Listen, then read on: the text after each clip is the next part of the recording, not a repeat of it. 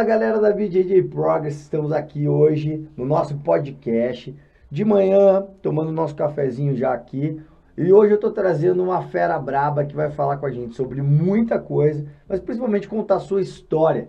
Ele que não é apenas atleta, também não é apenas um líder na sua academia, um head, ele também não é somente um atleta, um juiz, um árbitro de jiu-jitsu, mas ele também é educador físico, ele também tem a sua família, um homem de família, mas principalmente um apaixonado pela arte suave. Estou hoje aqui conversando com essa fera braba, faixa preta, que eu nem sei quanto tempo ele já tem de faixa preta, mas é bastante.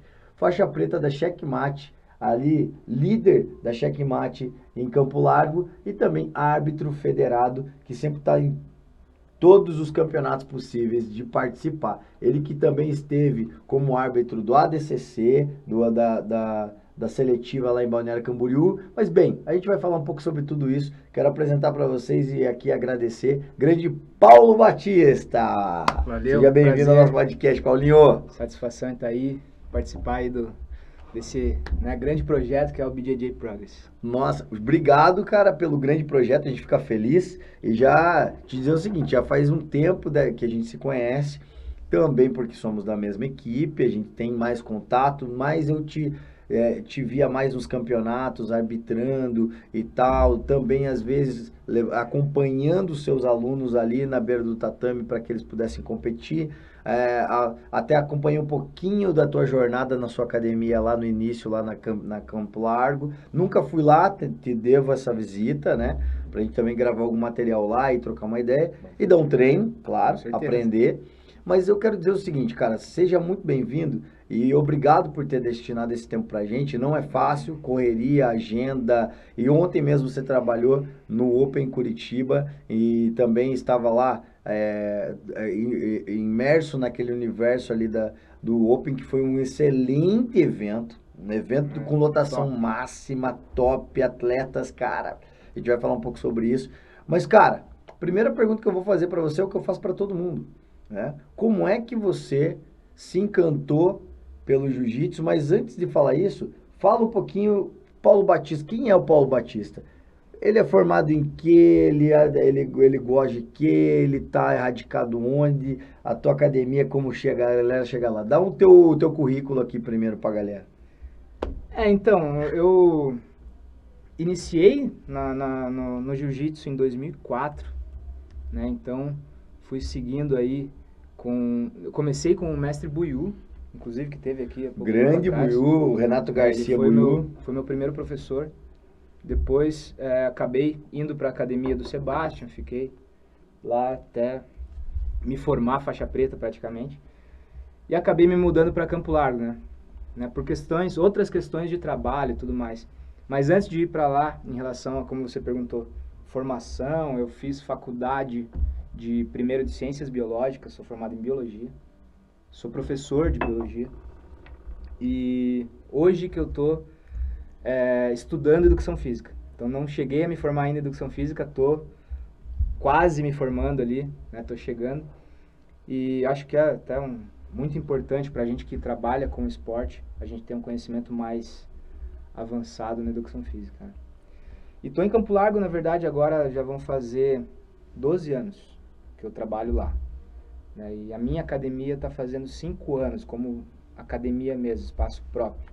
A gente sempre trabalhou dentro de outras academias de musculação, né? Foi pingando de uma para outra, até a gente fiz uma parceria com o Sebastian ali, a gente montou nosso espaço e hoje eu estou seguindo com o espaço lá sozinho. Muito legal. Cara, então você é um cientista. Dá para dizer que sim. Não, é. De formação, sim. Ciências biológicas, cientista. Você, né? E aí é muito legal, por exemplo, que o teu trabalho, ele foi se consolidando, você foi se consolidando no jiu-jitsu de várias maneiras. Sim. Não somente... Porque você também participa ali da formação da Federação Paranaense ali, junto com o Mestre Seba, com a Letícia, sim, com a galera, com o Buiú. Você vai fazendo esse processo junto, né? Vai crescendo, vendo, por exemplo, a transformação da federação porque era uma federação mais voltada para o regional, mas com uma estrutura também pequena. Era liga, Era né? uma liga ali. Mas a partir do momento que ela vira uma federação, ela vai ganhando um corpo, vai se estruturando. Letícia e Sebastião, e vocês, no caso, também vão fazendo esse processo de trazer a experiência do exterior, do internacional para dentro da Paranaense, que se tornou uma referência em organização. E aí até hoje é uma referência em organização, em trabalho, em estrutura, que está lindíssima a estrutura, que tanto é usada para o Open, é usada para o AJP, é usada para o ADCC, é usada para ter uma noção da importância da Federação Paranaense nesse sentido. E a própria de organização, né? As pessoas que trabalham ali O time, acabam né? trabalhando em todos esses eventos porque sabem que O eles sabem staff, que né? o staff, Muito né? A bom. estrutura toda montada ali é de primeira mesmo. E aí me fala o seguinte, Paulinho Batista, então, como você chega no jiu-jitsu, agora voltando mais lá, quem te levou? Por que você foi treinar jiu-jitsu? Alguém falou, algum amigo falou, vamos lá, perdido, assim, como que foi tua chegada na academia? Conta aí. Acredito que o início, dessa história até é muito parecida com boa parte das pessoas que tem mais ou menos a minha idade. Quando eu era criança, adolescente, na verdade, o meu irmão, ele gostava muito de luta. Ele não praticava luta, mas ele gostava muito. E ele alugava fitas do UFC, né?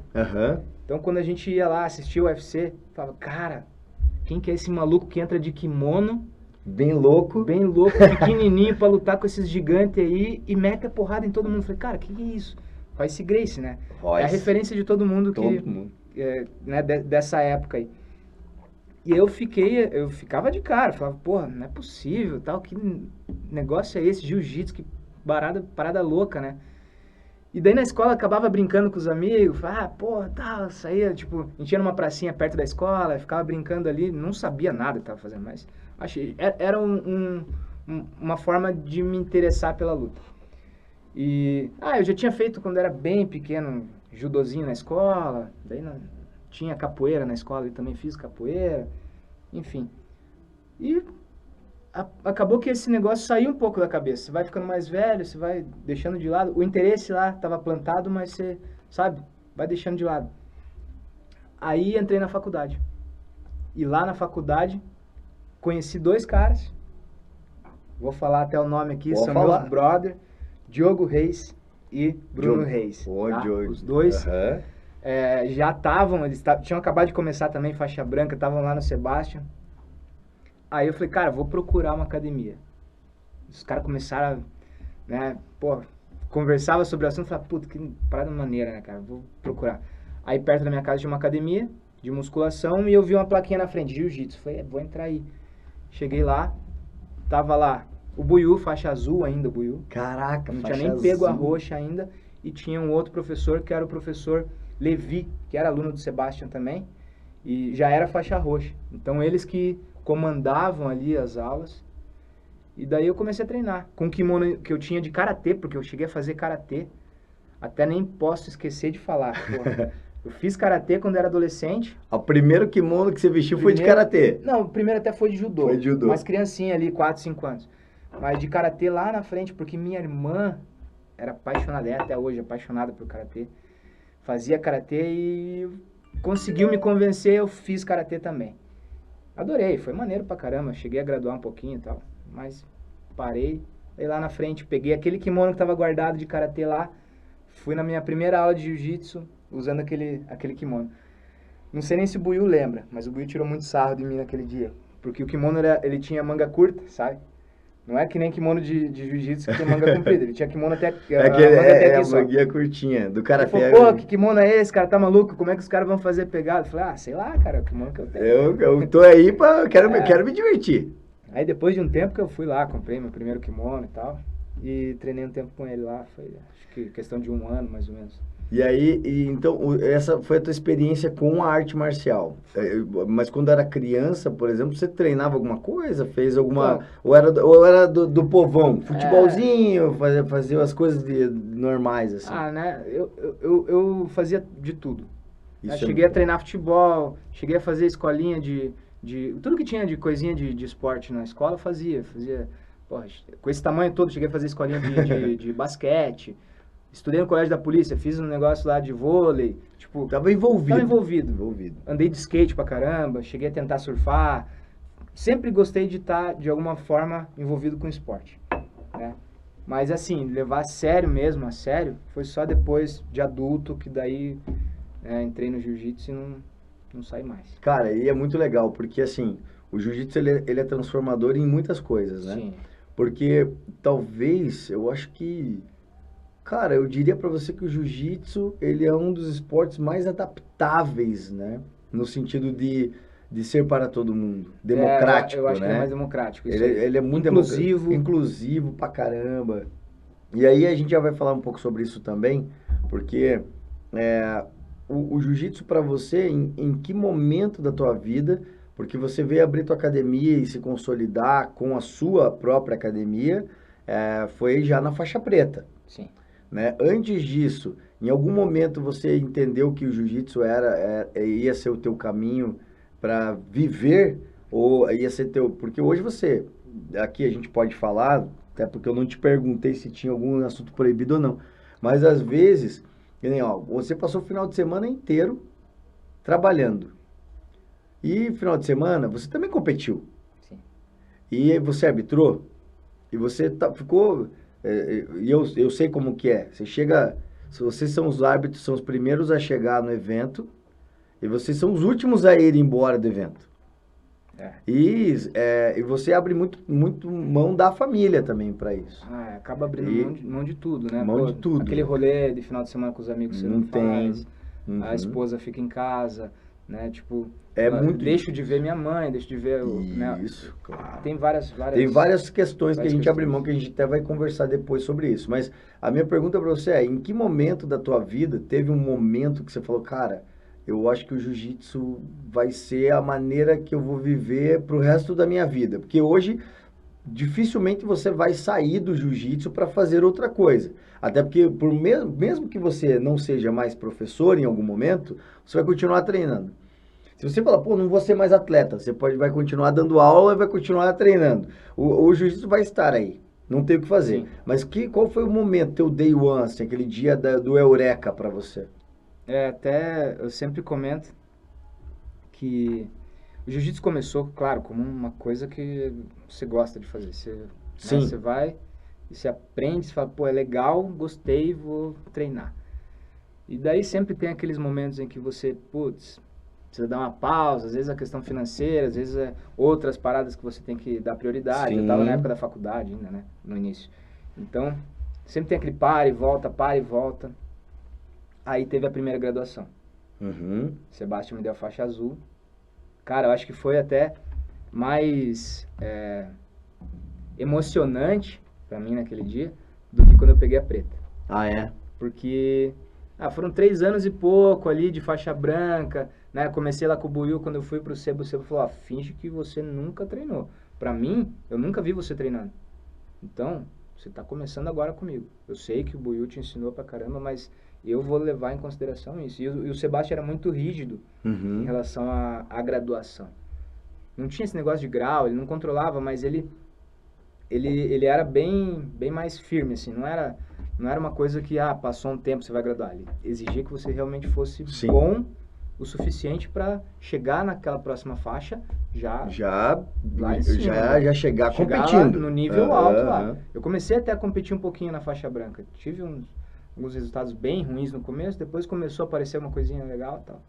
E aí comecei, peguei a faixa azul, falei, legal, vou tentar seguir. Não parei mais, mas assim, o momento em que deu o start, de que eu falei, realmente, isso aqui vai ser o que eu vou fazer pro resto da minha vida, foi a próxima graduação. Foi de faixa roxa. Porque aí eu mudei vários outros comportamentos da minha vida, entendeu? Eu fumava, eu era fumante. Mesmo treinando? Treinando. Ia competir, passava mal depois das lutas, né? Porque exige muito da capacidade pulmonar, né? E eu já tinha falado pra minha esposa, que era minha namorada na época. Eu falei, o momento que, quando o Sebastião me der a faixa roxa, nunca mais encosto no cigarro. Era uma Dito e meta feito. pessoal Era meta tua. pessoal Uhum. minha e uma promessa. Pra Uhum. mim mesmo. Não deu outra. O dia que o Sebastião me deu a faixa azul, eu tinha uma carteira de cigarro no carro, amassei, nunca mais tirei, nunca mais encostei no cigarro. E dali pra frente falei, agora não paro mais. Agora o negócio pegou. Até conversei com o Sebastião, foi o momento em que eu fui pra Campo Largo. Foi bem na nesse transição, período, nessa aham. transição.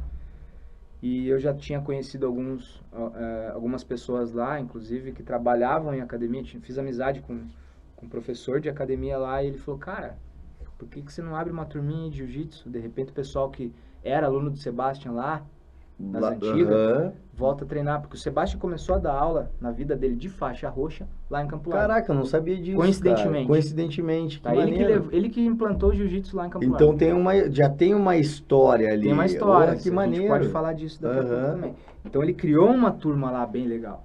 Cara, E que quando ele bacana. foi embora e deixou outras pessoas responsáveis, essas pessoas não continuaram por muito tempo, até por outros motivos, né? Pô, deixou um professor lá, o cara se formou em educação física, foi trabalhar, tipo, não tinha como se dedicar às aulas. Ele tinha deixado, na época, o Bétega, Better. né? Que começou a lutar MMA na época, mudou de equipe, já não seguiu o caminho também. Enfim, ficou sem ninguém por muito tempo. Perfeito. Até que eu cheguei lá e o cara falou, por que você não dá aula numa academia? Vamos abrir uma turminha, de repente você resgata ali o pessoal que treinava com o Sebastião e tal. Eu falei, vamos tentar, né? Falei com o Sebastião, falou, cara, bora, te dou o maior apoio. Ele ficou amarradão, na verdade. Que legal. Cara, legal, porra, de repente você pega esses caras e vai atrás desses caras aqui e tenta fazer eles treinar de novo. Não deu outra. Cheguei lá, consegui resgatar alguns, comecei a fazer a minha turminha ali e dali pra frente só não parei mais de dar aula. Né? Cara, desde a faixa roxa. Desde a roxa você dá aula. Sim. E a ideia de você viver do jiu-jitsu, então, vem desse momento que alguém te provoca e fala assim, pô, vamos começar aqui, você tá aqui em Campo Largo mesmo, tem uma história. E me conta um pouquinho dessa história que eu não sabia. Não sabia que o Seba tinha começado lá em Campo Largo da aula. O Seba ainda era aluno do mestre Carlinhos, né? Uhum. E se eu não me engano ele era faixa roxa ainda. E ele, não sei como ele chegou até lá, mas ele começou a dar aula, inclusive a academia que eu comecei a dar aula foi a mesma academia que ele deu aula. Certo. Academia Aquário. Ele começou a dar aula lá, formou alguns bons atletas ali, um pessoalzinho bem bacana mesmo. Teve ali uns, não sei, acho que uns 5 ou 6 ali que tiveram bons resultados em campeonato. Então isso foi lá em 1998 que ele começou lá. E ele trabalhou lá até, talvez, 2003, 2004, não sei, não tenho certeza agora. Sei que quando eu comecei a treinar com ele, ele já não estava mais lá em Campo Largo. Mas tinha alguém tocando, né? O Felipe Weber, que foi um dos primeiros alunos dele, que é meu amigo lá também, o Fred Weber, que são ex-alunos, são 2 irmãos que são ex-alunos dele. Até consegui resgatar mais o Fred do que o Felipe. O Fred chegou a pegar a preta, mas não continuou. O Fred não, desculpa, o Felipe pegou a preta, mas não continuou. O Fred e eu ajudei, digamos assim, né, no processo dele até chegar a preta, que o Sebastião foi lá e fez a graduação. E daí a gente deu um restart nesse jiu-jitsu lá em Campo Largo. Cara, e assim, desde que você começou, eu me lembro do teu início, até tô com a tua rede social aberta. Lá no comecinho você tinha muito pouco aluno ali e tal, foi bem ali um processo. Tem uma foto que eu acho que do início do dia que tua academia ficou pronta. Uma foto tua maneira aqui, ó, que tá também bem bonito, branco ali no fundo e tal. E uma das coisas que é muito latente, assim, é a tua batalha em fazer esse projeto acontecer. O que para você foi mais difícil nesse processo? Foi você reiniciar e ressignificar o jiu-jitsu ali em Campo Largo com a presença da Checkmate e também com essa história, né, o seu guardião dessa história do mestre Sebastião lá. Para você foi mais difícil viver do jiu-jitsu como professor de uma academia de jiu-jitsu, que também é um desafio gigante, ou foi manter a tua vertente competitiva, você sendo um atleta ainda, lutar e ter bons treinos e continuar construindo a tua carreira de atleta paralelo a ser um dono de academia empreendedor? O que é mais complicado ou se tudo junto é complicado nessa história? Cara, eu vou te falar que todos eles são muito complicados. Né? Todas essas vertentes aí são bem difíceis. Só que assim, você acaba priorizando algumas coisas, né? Essa parada de lutar, pra mim já tá chegando numa situação em que eu tô diminuindo muito, né? Tô cada vez diminuindo, desacelerando.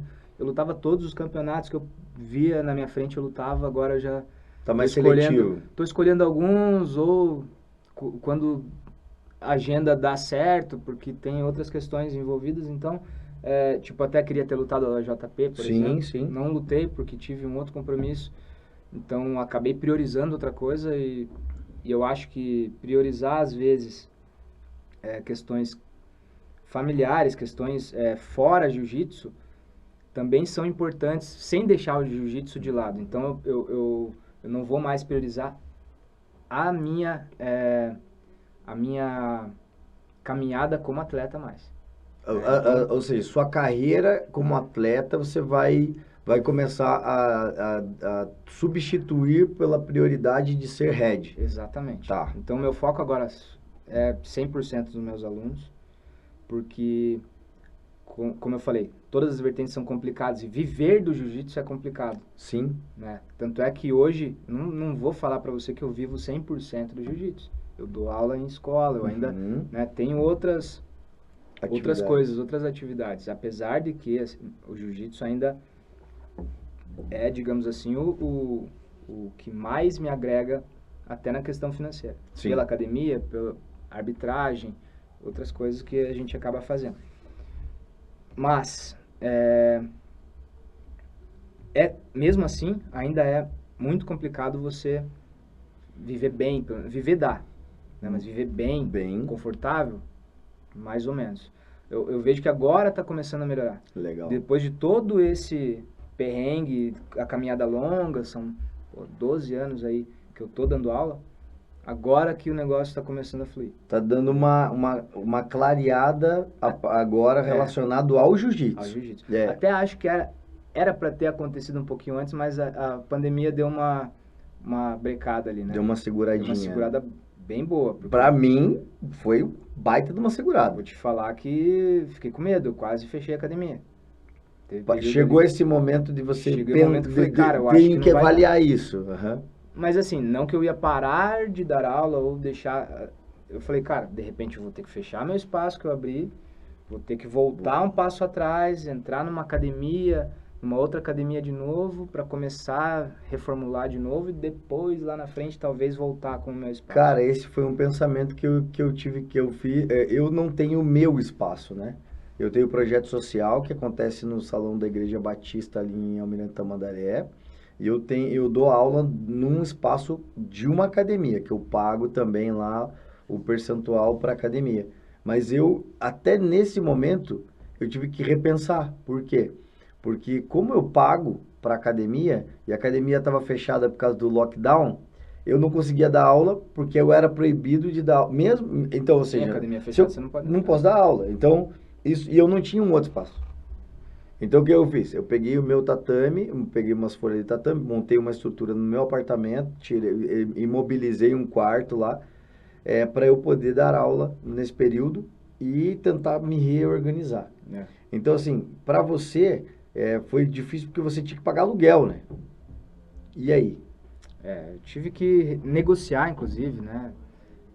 Graças a Deus, o dono do imóvel lá é super gente boa, flexível, ele deu uma diminuída no valor, segurou ali alguns meses ali que eu tive que não tinha grana para pagar, depois renegociei, fui tentando colocar em dia novamente, então isso me ajudou muito, né? Mas assim, o que mais me ajudou mesmo foram os alunos. Cara, os alunos foram espetaculares. Não vou dizer que assim, todos ajudaram, mas uma galera fez. Uma galera, mesmo sabendo que não podia estar lá, não podia treinar, eu não tinha como, às vezes fazia um negocinho online com alguns ali, sabe? Um negocinho meio físico, um negócio... eu fiz isso também. Que não funcionou muito bem, mas enfim, é uma tentativa de pelo menos manter o aluno próximo. Mas assim, muitos deles, os mais parceiros mesmo, conseguiram manter o pagamento, assim. Só que, pensa, eu tava com uma academia que tinha quase, um pouco antes da pandemia, eu tava com ativos ali, uns 60, 70 alunos. E de repente, pagantes eu diminui para 15, entendeu? Caramba. Então, assim, foram 15 que me ajudaram durante um período. Que mantiveram ali com a a academia porta fechada, aberta. os caras mantiveram ali. Então, cara, isso não pagava as despesas, não pagava aluguel, não pagava, enfim. E claro que pra mim não sobrava, obviamente, nada, né? Então, foi muito difícil, Mas, graças Superou. a Deus, passou e deu tudo certo. E hoje você tá com um timão lá, porque todo treino eu vejo que tá uma galera Tá no tatame, né, crescendo, tá crescendo. A procura lá, graças a Deus, tá aumentando de novo. O pessoal tá mais confiante. Acho que isso que mudou muito na cabeça. A né? vacinação. Vacinação, ninguém mais tá correndo tanto risco, assim, né? Por mais que ainda exista risco, é bem menor. Então, Sim. o pessoal já tá mais tranquilo para voltar, para procurar. Tem alguns ainda até lá do começo que não voltaram. Eu também no começo da pandemia que ainda... Mas esses caras tem que ir resgatando ali, puxando, porque às vezes até o comodismo do cara que deixa ele longe. Isso. Não é nem o... É isso mesmo. Não é nem o medo. medo. Só a acomodação. E, cara, agora conta um pouquinho pra gente. A gente já vai voltar pra parte competitiva, quais eventos você já lutou, como que tá essa questão. Mas eu quero falar com você um pouquinho sobre uma outra coisa, que é um motivo de muitos perrengues aí dentro dos campeonatos e dentro das academias. Paulinho Batista, vamos falar sobre arbitragem. Cara, primeiro, já eu vou começar aqui falando o seguinte. Parabéns a todos os árbitros de jiu-jitsu, parabéns a todos a vocês profissionais da arte marcial, que são moderadores ali dentro do tatame. Então, aqui um elogio, eu acho que poucas vezes eu ouvi alguém elogiando e agradecendo. Então, que eu nunca vi. Então é a primeira vez. Vocês têm a minha simpatia, o meu respeito, máximo, né? Não é nem um pouco só, é máximo. Eu sempre falo que os meus alunos que estão assistindo vão se identificar com o que eu vou falar agora. Existem duas regras, pelo menos eu como professor, que eu não admito. Só tem duas coisas que são inadmissíveis para o meu aluno. E ele sabe, desde o pequenininho até o mais velho. Que eu tenho, o meu aluno mais velho tem 54 anos. Todos são competidores, do de 4 anos e de 54. E a regra é igual para todos. Não admito que não bata o peso. Isso é a premissa da premissa de qualquer coisa. Entendeu? Então, não admito. É o teu compromisso, é a tua responsabilidade. É aquilo. Se você não bater o peso, você perdeu. Acabou. Não luta e é vergonhoso, é desonra. Não, e quem perde pra balança não ganha de adversário nenhum. Nada. Acabou. Essa é a primeira coisa. E a segunda coisa é, nunca questione o árbitro. Ponto. Não, porque o questionamento, principalmente na questão do jiu-jitsu, o árbitro está ali para moderar. Ele não está ali para lutar por você. Ele não está ali para ser empático com você. Ele não está ali para ser bonzinho com você. Ele está ali para moderar. E o que significa moderar? Um moderador, ele basicamente vai conduzir e controlar a situação para que não exista lesão, para que não exista injustiça. Ele pode cometer erros? Sim, ele é humano, ele vai. E ele vai errar muitas vezes? Sim, ele vai, porque a gente na vida erra mais do que acerta. Mas o árbitro, ele passou por um treinamento, por uma validação do tempo, porque você, para ser um árbitro, tem que ser no mínimo faixa marrom. Se eu não estiver errado, se eu estiver errado, você já me corrige. E ele tem que ter a capacidade técnica desenvolvida dentro de um evento. Lembrando que tudo que acontece dentro do tatame, ali durante a luta, são segundos ou milésimos de segundo para uma tomada de decisão técnica e uma avaliação rápida técnica daquela posição. E um conhecimento profundo e amplo de todas as posições e movimentações. E isso o árbitro precisa gravar tudo isso, ele já tem que ter no HD dele tudo isso pronto, para que ele, no momento da observação, ele consiga distinguir cada uma das movimentações, o cara tá assim, tá por baixo, tá por cima, é laçada, é meia guarda, é 50, é isso que, e construir toda uma análise e entregar um resultado, porque no final de tudo, principalmente quando existe uma igualdade de Termina placar, que sem pontos ou 100 com... pontos, sem nada, tudo igual, você precisa entender quem tomou a iniciativa, quais são as regras de quem terminou por cima ou por baixo, quem estava atacando, quem não estava, quem estava na guarda, quem não estava, quem estava fazendo guarda. Então, primeiro, parabéns, que aqui vai o meu abraço e minha simpatia a todos os árbitros que trabalham aí pelos tatames do mundo afora. Mas conta pra gente essa parte de você árbitro. Você decidiu isso por você? Você entendia que era um ganho para os seus alunos? Fala um pouquinho pra gente sobre isso.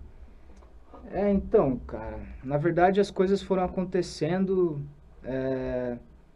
sem muita intenção, assim. Eu, como a gente já falou, né? Eu sempre trabalhei nos campeonatos. Desde que eu comecei a treinar ali, eu sempre gostei de estar envolvido nas competições de alguma forma. Então comecei lá, trabalhei de mesário, trabalhei de chefe de área. E nesse período que eu era mesário, que eu comecei a me interessar por estudar regra. Uhum. E geralmente eu era mesário e a gente acabava sendo mesário numa área em que um árbitro conhecido, né, que era mais próximo da gente, ficava, até por causa da comunicação, né? Você tem uma certa intimidade com o cara que está lá dentro, o cara consegue conversar com você de uma forma diferente, né? Às vezes até um próprio olhar, pô, o cara treina com você todo dia, o olhar do cara já te indica, opa, acho que eu marquei alguma coisa errada. E, enfim, e eu sempre ficava na área com o Ivan, né? O Ivan da Mitra hoje em dia, Ivanzão. que arbitrava. Ele já era árbitro há muito tempo e ali ele começou a sacar que no momento em que as posições iam acontecendo e eu já estava me interessando pelas regras, era a época das plaquinhas e não tinha tela. Ah, era a Não tinha plaquinha. computador. A gente tinha que trocar a plaquinha para dar o ponto. Então tinha um lado que era ponto para um atleta, o outro lado era ponto para o outro e você ia trocando as plaquinhas ali. E eu ficava, ao invés de ficar olhando pro Ivan, eu só olhava pro Ivan para confirmar o que eu achava. Mas eu olhava pra luta. Quando acontecia uma raspada, eu já tava com a plaquinha aqui de 2 pontos. Aí o Ivan dava 2 pontos, eu confirmava. Caraca. E o Ivan sacava isso. Aí o Ivan chegou um dia e falou pra mim, pô, por que você não faz o curso de arbitragem? Só que assim, eu era faixa... Quando eu fiz o primeiro curso, eu acho que eu era faixa roxa ainda. Fiz o curso pra ver como era. E, cara, foi assim uma loucura, porque quem dava o curso naquela época era o mestre Álvaro Mansur, da CBJJ, e ele era extremamente exigente no curso. Ele pegava o livro de regra de cabo a rabo, eram 2 dias de curso, no final de semana inteiro. Então, o dia inteiro estudando regra, no outro dia, de manhã, tirava umas dúvidas lá, e a prova à tarde, no domingo à tarde. E prova discursiva. Então, tinha ali uma série de perguntas e você tinha que escrever, né, discursar mesmo sobre aquela questão. E você, para diplomação de faixa preta, você tinha que ter uma nota X, para arbitragem, você tinha que ter uma nota maior. Se não me engano, é 7 para diplomação e 8,5 para árbitro. E eu não consegui nota no primeiro curso, não consegui nota nem para no caso, diplomação. E eu nem era faixa preta, diplomação era só para faixa preta. Né? Mas enfim, eu fiz o curso para ver como é que era. Aí não passei. Aí, um tempo... Não, era faixa azul quando eu fiz o primeiro. Aí, depois, fiz de novo, em outro momento, não passei. Eu falei, caraca, não é possível. Aí, porra, estudei de todas as formas que podia. Não tinha ainda no site o livro de regra lá, mas a gente recebia a apostila no curso. Aí chegou uma hora lá que eu consegui a nota pra arbitragem. Uhum. Só que aí já tinha... Quando eu consegui essa nota, eu já tinha tido a oportunidade de arbitrar alguns eventos na federação. Né? O SEBA permitiu, não tinha muito árbitro em Curitiba. Os árbitros que tinham, a maioria ainda não tinha também o curso de arbitragem. Então eu comecei ali na faixa roxa, comecei a arbitrar alguns eventos ali, gostei. Falei, cara, é legal arbitrar, é maneiro. Você até Na época era idiota pensar isso, mas eu me sentia num patamar diferente do que eu vinha fazendo nos eventos anteriores, né? Você já- Comecei como mesário, depois Aham. chamador, de repente agora eu tô como árbitro. Eu falo, cara, Pô. legal. Eu fui, né, progredindo e dali não saí mais. E quando eu passei no curso, já tinha nota para arbitrar eventos da CBJJ. A gente teve, alguns anos depois, o primeiro Open aqui em Curitiba, que foi o Open... o Curitiba Open, era só Curitiba Open, né? Foi o primeiro Curitiba Open em 2015. Aí foi o momento em que eu arbitrei pela primeira vez na CBJJ. Foi a tua primeira experiência Foi a minha primeira experiência, como né? árbitro. E como Da CBJJ. o que você diria? Porque assim, todo mundo ali se acha meio árbitro quando tá de fora. Mas você, É normal, né? quando você foi pela primeira vez, porque você mudou de status. Sim. Você tava como o cara que tá fora, que nem eu, né? Hoje vou ali, fico na grade ali, gritando pros meus alunos, ou às vezes estou fazendo a cobertura de um evento e tal. Mas como você se sentiu arbitrando? Foi um peso? Você teve uma carga diferente para você? Hoje não mais, eu sei que você tá tranquilão hoje, mas como foi no início? O que mais muda, eu acho, é que a neutralidade. Você enxerga os dois atletas como dois atletas. Quando você está do lado de fora, você não vê o outro atleta, você vê o teu.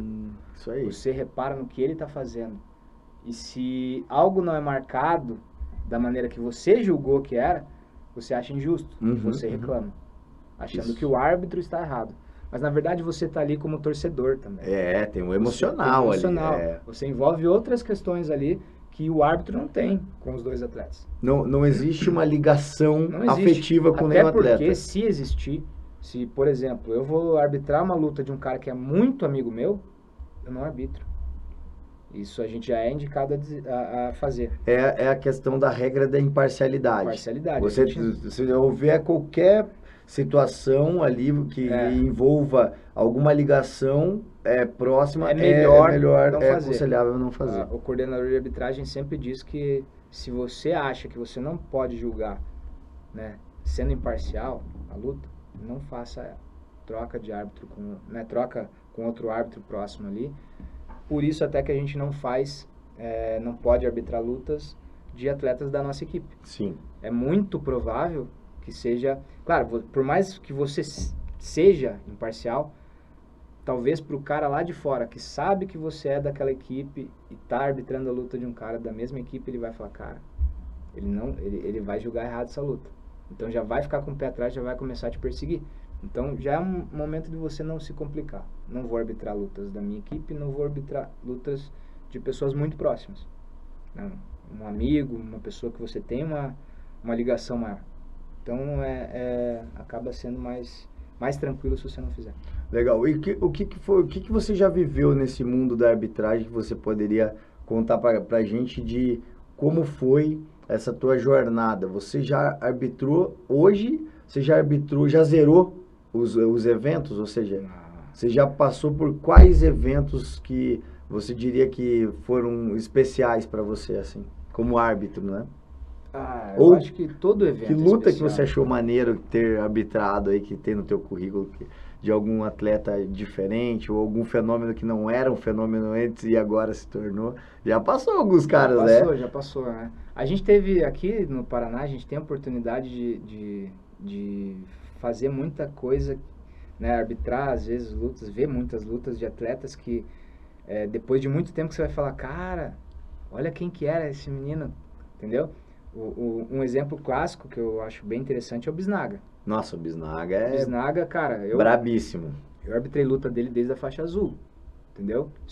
Sempre foi bravo. Já era bravo. Mas você vê onde o menino chegou. Você fala, caramba, lá, entendeu? E está aí, próximo. A gente até fazia piada ali depois das lutas, conversava. Teve os meninos ali também, o Lucas e o Matheus. O Matheus Rodrigues e o Lucas Rodrigues, né? Arbitrava a luta dos meninos quando era faixa laranja, faixa amarela. Pô, estão na preta, estão lá destruindo. Aliás, esse ano é o ano deles. Esse ano é o ano dos dois. Os dois de preta ali vão bagunçar, vão fazer história ali. A Dudinha Rodrigues também, a irmã deles, que acabou de ser campeã de wrestling lá nos Estados Unidos, cara, né, cara? A Duda treinando com os Chris Borg, treinando com o Sejudo. Cara, a Duda, brincadeira. A gente ainda tá vendo ela como aquela criancinha ali. Mas, cara, ela já tá subindo. Cara, Né? O bicho não, vai essa pegar. temporada dela nos Estados Unidos, incrível, né? Ela ir pra lá treinando com o Chris Borg, com o Sejudo, aí foi lá, pô, campeã de wrestling na casa do wrestling, no templo dos americanos, ela foi lá e botou pressão, pegou, venceu. Pô, eu tenho acompanhado ela, mando mensagem pra ela no Instagram, falo com ela, falo com o pai dela, falo com a mãe dela, falo com os meninos também direto. E, pô, eles são incríveis. Além de uma humildade, uma generosidade que eles têm, além disso, são talentosos num Demais, nível demais. absurdo. Desde o absurdo. pai, né? Desde o pai. O pai já era um atleta Tu, fenomenal pô, de MMA incrível. enfim. E conseguiu fazer uma coisa que foi naturalizar o esporte e a competição na vida dos filhos. Foi Que uma é- coisa que que- acho que eles nunca se imaginaram assim. E é como você imagina assim, pô, eu, né, eu não sou pai ainda, né, mas é um dos meus maiores objetivos na vida é a paternidade, e ela virá muito em breve, mas a questão é que, cara, imagina que legal você, como atleta, você ter 3 filhos ali, 2 homens e uma menina ali, né, mas 3 filhos né, indiferente do gênero, do sexo ali da pessoa, mas você ter 3 filhos que têm o mesmo sonho que você, a mesma energia que você tem como esporte, você fala, cara, que coisa incrível. E que vão chegar muito mais longe Nossa! que ele já imaginou chegar. Né? Isso que, olha que interessante, ele era do MMA, da luta, mas ele olhar os filhos ali, fazendo uma carreira no jiu-jitsu desse nível, né? Que futuramente os meninos podem tranquilamente, se quiserem no futuro, fazer uma transição para o MMA também, mas hoje talentosos, conquistando tudo, com a vida bem estruturada, num rumo, não tem erro, né? Porque é o sucesso. E aí você viu essa galera toda competindo e inclusive arbitrou provavelmente Sim, em algum momento várias lutas deles. Mas como experiência, hoje você já fez o Open, né, como experiência de arbitragem. Também o AJP Tour agora, você fez também? Não. Esse último eu não cheguei a fazer. Mas já fez. Mas já fiz outros vários. Já fez. E, cara, e o ADCC? O ADCC foi incrível. É isso que eu ia te falar. Eu falo pra você uma coisa que é espetacular, mas o ADCC, pra quem é o amante da arte suave, quem vive assim de maneira enérgica a arte suave, o ADCC é como se ele fosse a Copa do Mundo do jiu-jitsu mundial. Ele é um templo sagrado, algo que é impressionante, porque ele é um evento como qualquer outro evento, se você parar para analisar, mas a maneira como ele é construído na mente também das pessoas, o meu professor, falecido professor Jason Munster, ele falava, cara, o cara quando ele chega ali e pisa no tatame do ADCC, seja na seletiva, seja ou que ele esteja envolvido de alguma maneira, é como se ele colocasse ele subisse um nível na vida dele profissional dentro do jiu-jitsu, ou indiferente do que você faça, arbitrar, staff ou qualquer outra coisa. Conta um pouco dessa experiência, porque a gente sabe muito a experiência dos atletas, mas e a arbitragem? Conta um pouco sobre isso. Eu acho que, assim como a maioria dos atletas de ponta tem um sonho de chegar no ADCC, né, até porque ele ganha muito mais visibilidade, né? Pô, o cara foi campeão do ADCC, né? É um título Pronto, como uma não precisa medalha ganhar mais olímpica. nada, não precisa ganhar mais nada. Né? Exatamente. Foi campeão do ADCC, não precisa ganhar mais nada. A gente na arbitragem acaba tendo esse tipo de sonho assim também, sabe? Na Que arbitragem. legal. Arbitrar um evento desse é maneiríssimo. Pô. Você fala, cara, eu tô ali no meio, eu olhava pra tudo quanto é lado e falava, cara, é só atleta de ponta, é só atleta conhecido. Tipo, claro que tem aqueles que se Vão aventuram, tentar, né? Tem os que se aventuram. Tá tudo certo. Tem que ter, claro. tem que ter. Mas, assim, você olhar pra todo lado e você falar, cara, é aquele cara, pô, tá ali, é ele mesmo.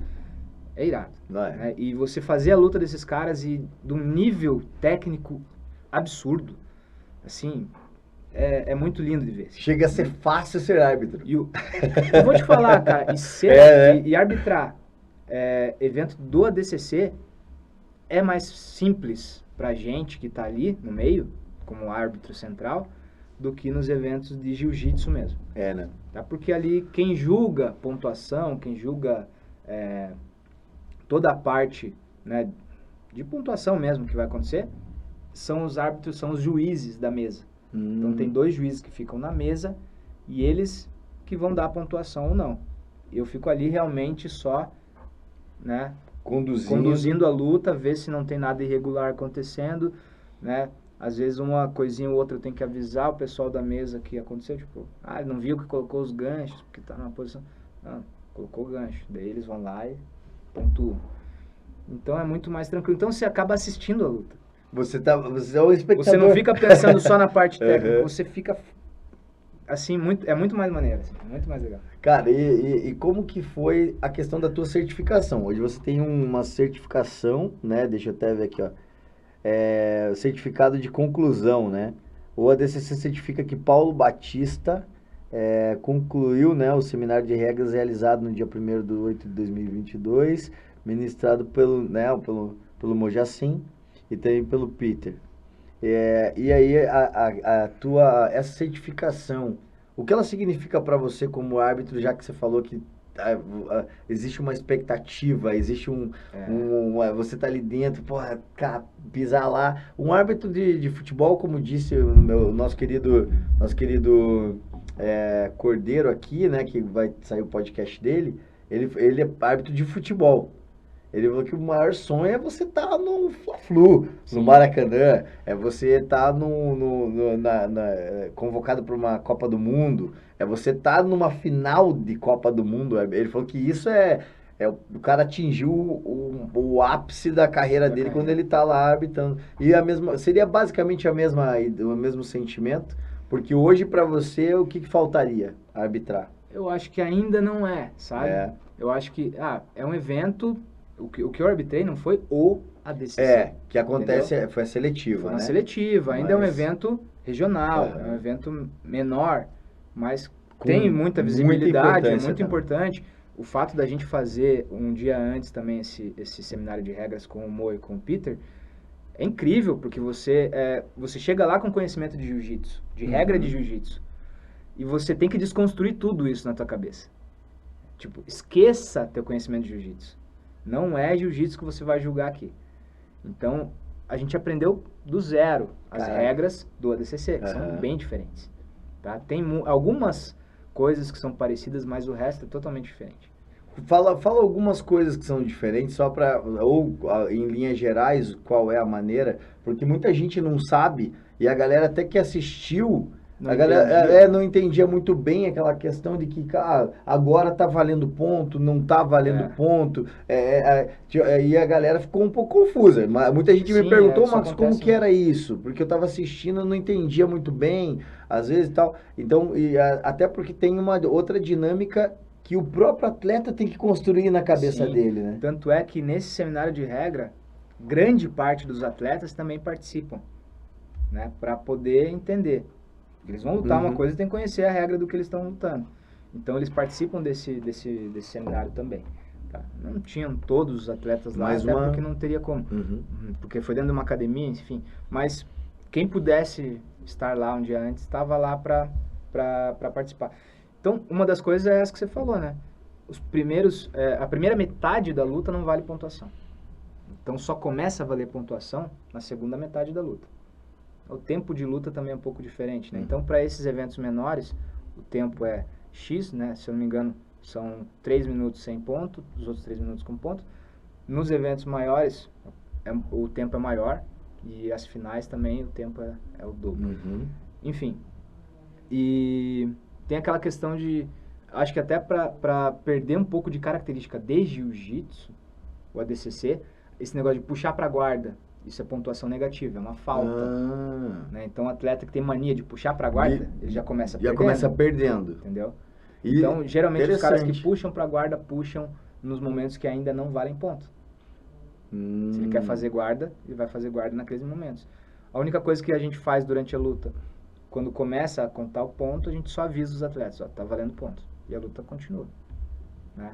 Existe, então, ali uma informação dentro da luta. Sim. Ou seja, é como se vocês administrassem o tempo e informassem o atleta o seguinte, olha, a partir desse momento é outra luta, porque o cara tem que ligar Sim. uma outra chave, Outra né? chave, ele tem que- Ele tá ali, pô, a beleza, estratégia dele já já muda. já mudou. Aí, a partir daquele momento que vocês informam o atleta, se a luta perdurar empatada, no 0-0, por exemplo, o que acontece? Tem a prorrogação. Legal. E quanto tempo é a prorrogação? Para a galera entender um pouco sobre o ADCC. A prorrogação é mais uma metade da luta. Entendi. Então, se é Então, se a 3 luta e tem- 3, é mais mais três. 3. Então, o atleta pode, e aconteceu muito, né, durante o evento, e eu observei muito isso, aconteceu muitas prorrogações. Sim, E aí, então, o atleta passa a lutar 9 minutos. sim. Aí, dentro desses 9 minutos, daí tem que sim sair um vencedor. Se não sair Se um não- vencedor e continuar empatado, os 3 árbitros se reúnem. Para fazer O árbitro central vai Legal. até a mesa, se reúne com os 2 juízes lá e decidem em consenso quem foi melhor. Ok. Eu acho que foi esse, outro também. E Concordo, beleza. prevalece a Prevalece. concordância ali. Por isso que são 3, né? Legal. Então, já é um número ímpar para... Tem Pra que ter ter o maioria, resultado. tem que ter o resultado. Tá, e aí, isso é muito legal que a galera entenda. E a partir desse processo, a partir do comando que é dado pelo árbitro do valendo ponto, por exemplo, agora está valendo ponto, você observou ali como árbitro que existe uma mudança de comportamento imediato, porque foi o que eu vi. Existiam atletas que lutaram estrategicamente com a regra muito... Assim, eu vou dar um exemplo de um atleta que, claro que você estava lá, você viu também, né? Mas, pô, foi a luta do Diogo Reis e do Pato. Final, né? Cara, Aquela luta foi absurda. cara, absurda. É como se você assiste a história, você fala, cara, isso aqui, zerei aqui Não, com e o isso. Dioguinho fez perfeito. Ele foi cirúrgico. Perfeito, cirúrgico. É como se ele fosse, ele se apropriou da regra, ele construiu a estratégia dele com exímia perfeição. Ele fez, cara, chegou a ser chocante você ver a luta, porque foi uma luta de uma imposição física, cara, Pato campeão mundial, Não tem o que falar. brabíssimo, não tenho o que falar. Sinistro. Diogo Reis, cara, um talento, dos dois, né, extremamente talentosos. Talvez foi uma das lutas onde houve talento, imposição física, estratégia, tudo dentro de uma mesma luta, que todo mundo ficou em choque vendo os dois lutarem. Eu acho que era tudo muito igual ali. O que venceu foi a estratégia. A estratégia. O Diogo, O Diogo montou a estratégia Cara, certinho. e chegou no final da luta, a galera tava incrédula, né? Foi incrível. Falo de bastidor, Sim. assistindo luta, porque só estava acontecendo aquela luta. Só, naquele momento todo mundo tava todo assistindo. mundo tá assistindo. E eu tava bem do lado do Cyborg. E o Cyborg não entendia por que ele não concluía as posições. Isso. Cara, essa ficou a pergunta no ar de todo mundo. Por quê? Por quê? Por quê? Era a estratégia dele que tava certinha. Ele estava tão focado na estratégia, ele estava tão... A estratégia estava tão enraizada nele que ele falou, eu não mudo... Ele não mudou uma vírgula do que ele tinha... Porque se o atleta é mais emocional, ele se perde ali. Então, Não é verdade? Porque, pô, ele teve a oportunidade de pegar as costas, de finalizar, de fazer o que ele quisesse, e ele manteve a estratégia do início ao fim, e ele não tirou o pé. é engraçado que você olhava assim pro Cyborg desesperado. Aham. Você olhava pro Melk, o Melk tava entendendo tudo. Tudo, que tava porque acontecendo. tava no ele já- papel. acho que eles montaram junto ali e falaram, não, é isso que você vai fazer. Cara, Assim, você sabe que você não pode fazer isso porque o Pato vai Não, aproveitar. Então, cara, é. relaxa. é que se ele aproxima, porque era essa a questão, né, que ficou muito latente, assim. Se ele aproxima e pega as costas do Pato, a probabilidade de que Ele o Pato perder as dele costas. perder as costas e o Pato ganhar alguma coisa com a proximidade dele era gigante. Porque nós estamos falando de atletas de um nível, pô, fora da curva. E aí, a mesma coisa quando você vê ali, né, a gente tem a oportunidade de ver também ali, Mika, dando um verdadeiro show, que não tem nem explicação. Não tem, e a gente percebeu isso agora no Open ontem também. Ontem não, sábado. É, sábado e domingo. Cara, ele tá num nível que a gente não consegue entender. Não consegue entender. Entendeu? Eu até conversei com um aluno meu que tava lá sábado. A gente vai conseguir colocar à prova esse jiu-jitsu dele só no PAN e no Mundial. Que daí a gente vai ver, porque essa garotada que tá chegando nova aí... Vai vir pra cima. Vai vir pra cima também, e ele vai estar com sede de estrear na preta bem. Tem ali o Tainan, que é uma pedra no sapato de todo mundo. Tainan Dalpra, o cara é o outro também, então que é diferente. Acho que vai ser a categoria que todo mundo vai parar pra... Vai querer ver. Pra ver. Porque ali é a prova. O Mundial será a prova de todos esses caras. Porque é muito talento junto. É que eles estão meio que... Dalpra tá fazendo lá, os Rodrigues também estão fazendo lá. Aí você tem... cada um tá meio que no seu canto fazendo o seu trabalho, né? Mas dá para perceber que existe uma expectativa gigante pro Mundial, que é exatamente o ponto onde todo mundo vai convergir para o mesmo título. E só um vai sair como campeão. Não tem dois campeões. Tem um só. E aí ali é quem quiser mais vai... Porque ali não tem muito o que falar. É talento demais. Então, é aquela história, vai ser a estratégia também, porque a gente sabe que talento todos têm. Né? Então não vai... E também não vai diminuir o talento deles se não forem campeões mundiais. Porque só pode ter um. Não tem o que fazer. Mas essa é uma questão muito interessante. Outra coisa que é muito forte dentro da estrutura do jiu-jitsu e também da arbitragem, vamos polemizar um pouco para poder dar um pouco mais de ibope também para você como árbitro, né? Você considera... Agora é uma pergunta técnica e ao mesmo tempo uma pergunta que faz sentido a perguntar assim, ó. Você avaliaria que, de maneira bem verdadeira, os professores de jiu-jitsu, na sua maioria, eles são capacitados tecnicamente para avaliar a arbitragem de um árbitro? Qual a sua opinião sobre isso? Eu acho que poucos. Poucos. Isso você diz geral ou você diz mais em determinado campeonato tem mais ou tem menos? Por causa da questão das alterações de regra. Acredito assim, que os grandes professores, aqueles que são líderes de equipe, esses aí sempre estão atualizados. E eles constroem as competições juntos, né, junto com a federação. Então esses caras eu acho que não é de quem a gente está falando. Eu digo aqueles professores que estão nesses outros campeonatos talvez mais regionais e às vezes até no próprio brasileiro, que é um grande campeonato. Porque a gente tem muito professor, né? muito coach que está levando aluno, só que tem muito coach que não se atualiza, muito coach que não busca estudar regra e chega na hora achando que é o maior conhecedor de regra. Ou especialista. E às vezes, né, durante a luta, ele reclama de situações assim da arbitragem que são muito,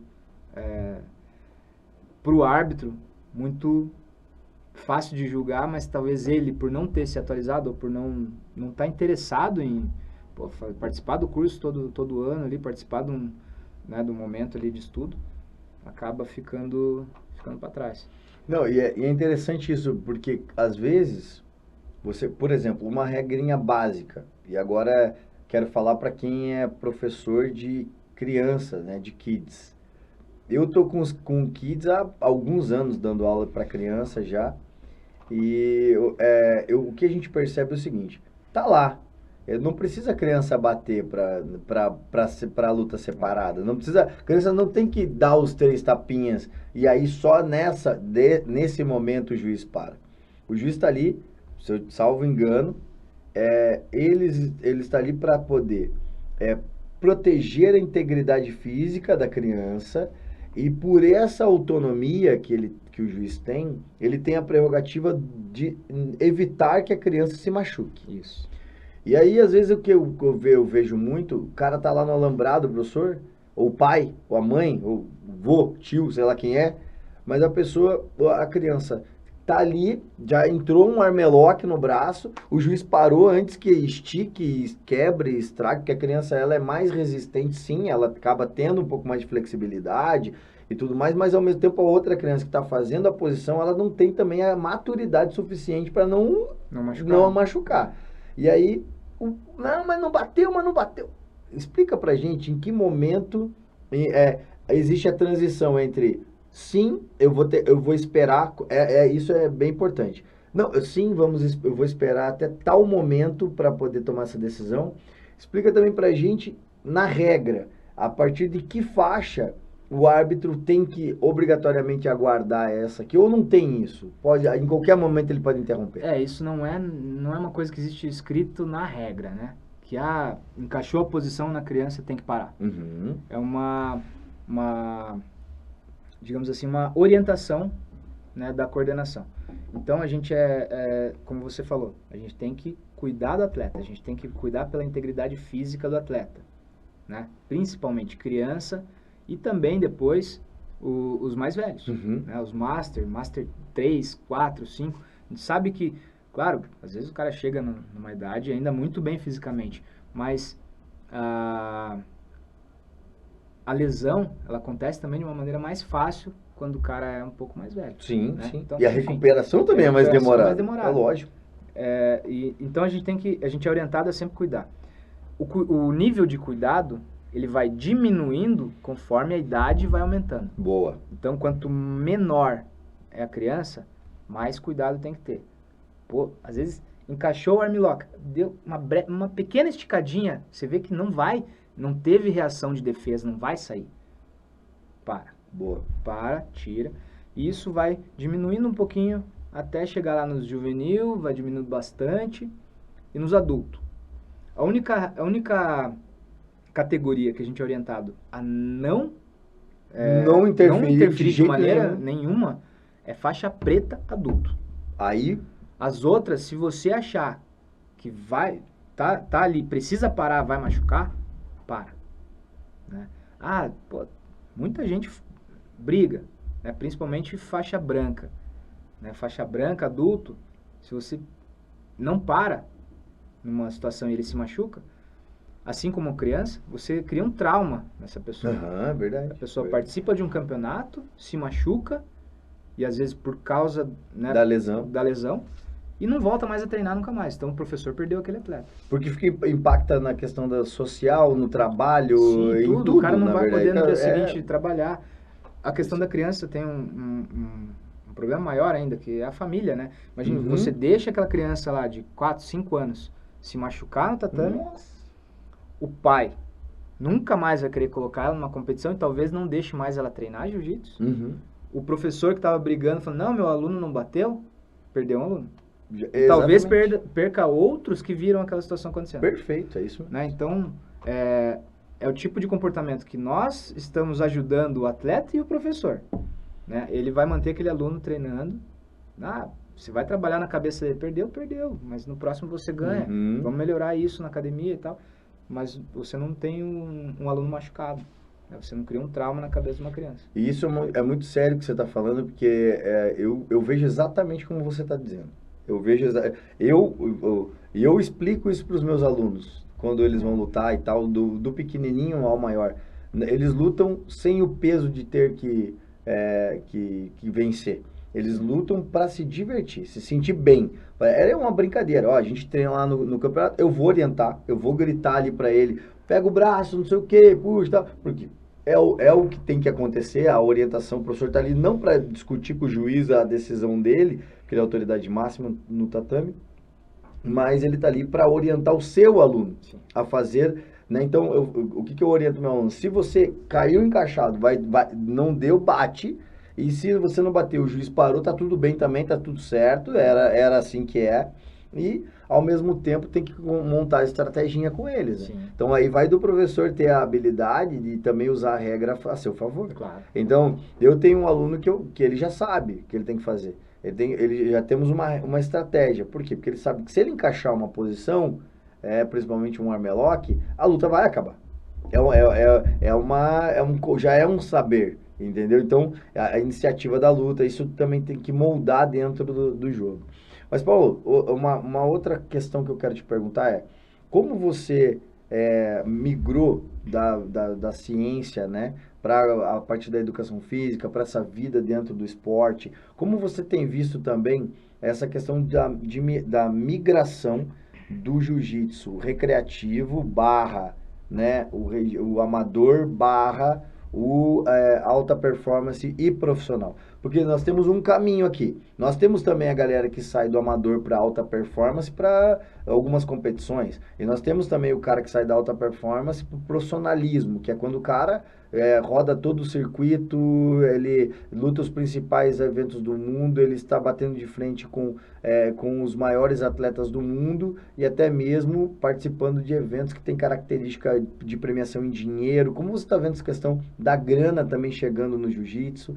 Conta pra gente um pouco de tudo isso.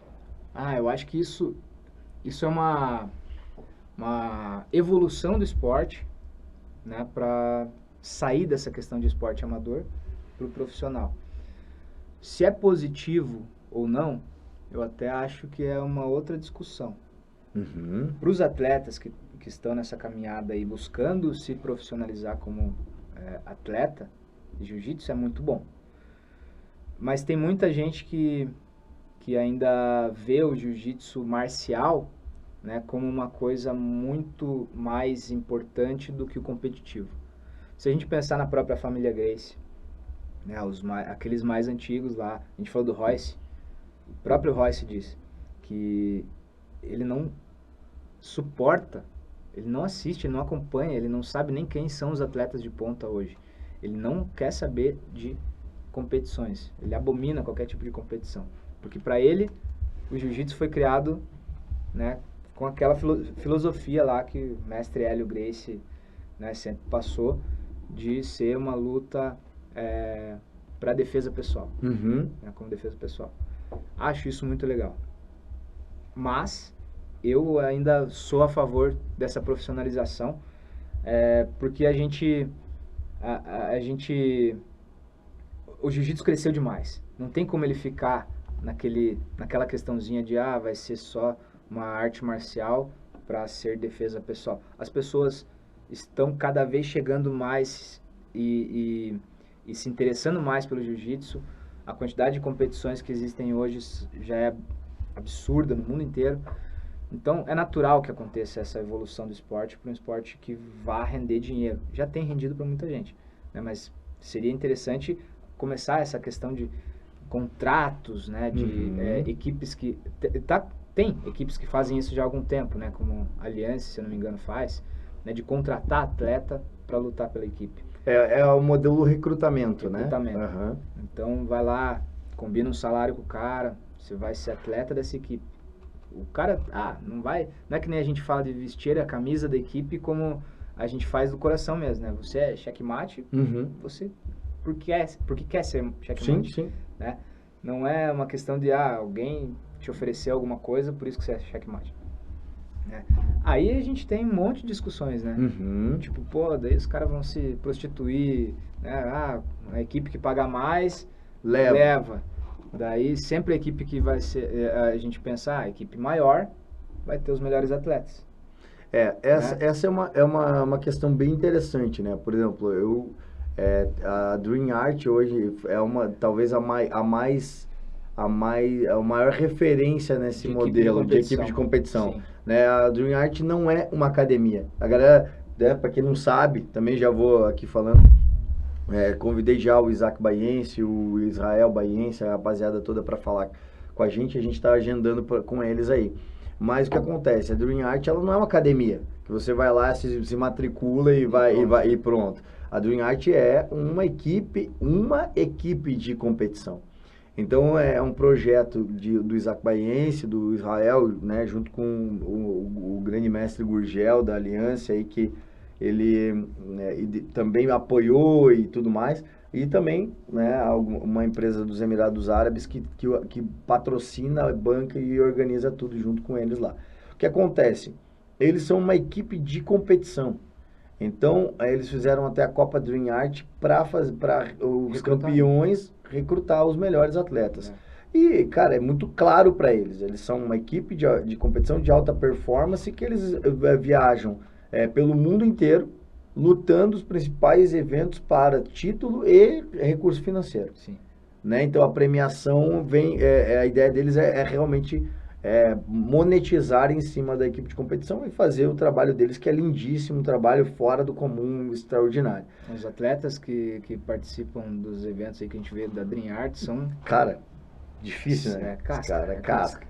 Então os caras entram para fazer isso. Inclusive agora no Open Curitiba, né, no final de semana, a metade, eles estavam com 30 atletas lutando o Open Curitiba e a outra metade do time Dream Art foi para Londres para competir lá em Londres o Grand Slam.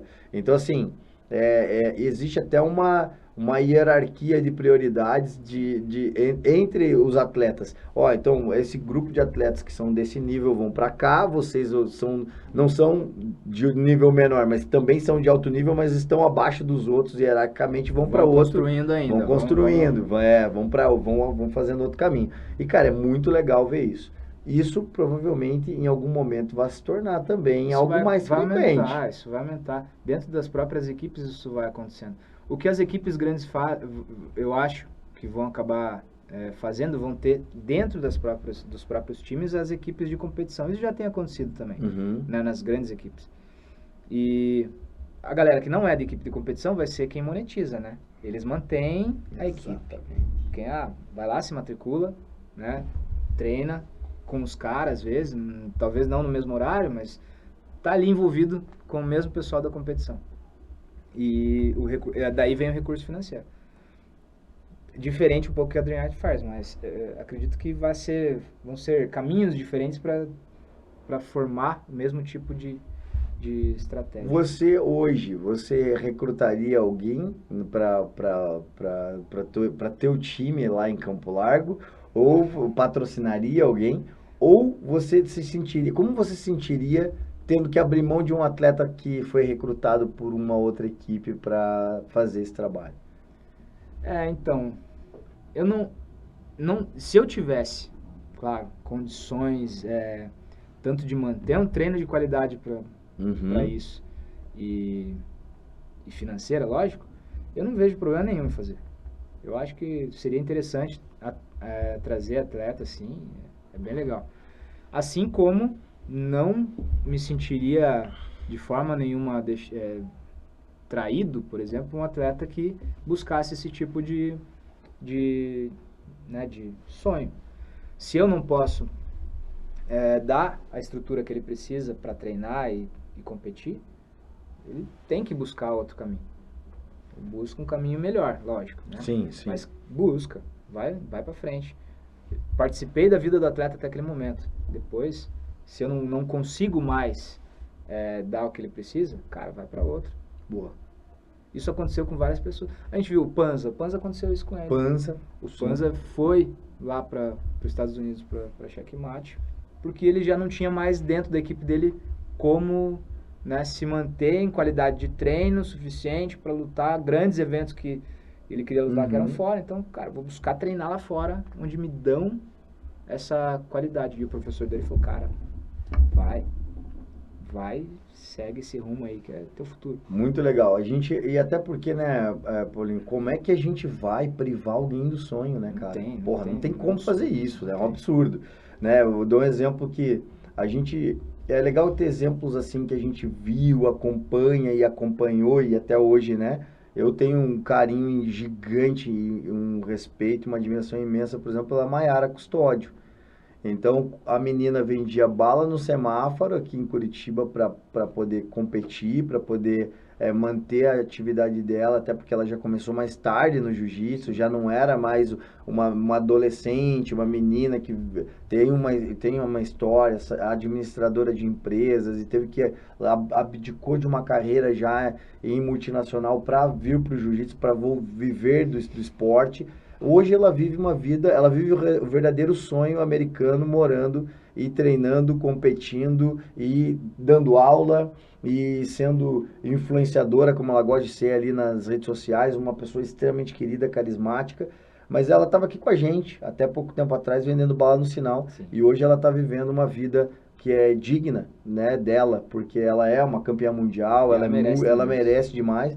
Mas como é que priva, né? Como é que a gente segura? Não dá. Então, as equipes grandes é um alerta também para elas, que elas comecem a se estruturar de verdade, para ter esse tipo de resultado. Se a intenção é manter o atleta, então crie ali o que o atleta precisa. Perfeito. Se você não tem o que o atleta precisa, ele vai buscar de outra forma. E essa busca vai ser uma busca que muitas vezes pode ser perdendo esse atleta, se você não fizer nada. Então, alguns atletas vão migrar para outras equipes, alguns até às vezes esse atleta motivado pelo seu talento e pela oportunidade, vai levar outras pessoas a fazerem o mesmo caminho, de sair, muitas vezes, né?